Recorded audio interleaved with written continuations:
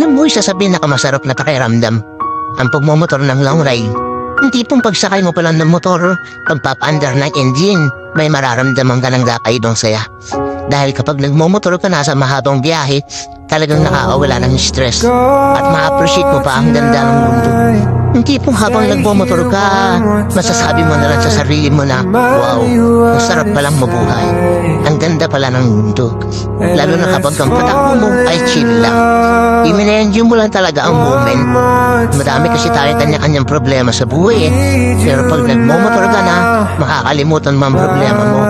Lalo na kapag maganda ang view, maganda ang kalsada, tapos di mo namamalayan, nagkakaroon ka na pala ng positive mindset. Dahil magaan ang pakiramdam mo eh. Kaya kapag stress ka na, kailangan mo lang din talaga minsan ng mahabang biyahe bilang isang pahinga. Ang weird, no? Kasi nakakapagod magmotor. Pero ito yung pahinga na gustong gusto ng marami. Pero sasabihin ko sa'yo, hindi katawan ang napapahinga kapag naglo-long ride ka. Kung di ang utak mo, kung di ang sarili mo mismo. Kaya deserve mo rin mag-enjoy. Deserve mo makarating sa magagandang lugar. Deserve mo ng bagong experience, ng bagong kwento. Ang buhay isang mahabang biyahe. Madami kang pagdadaanan, iba't ibang uri ng kalsada, malubak, mabuhangin, madulas.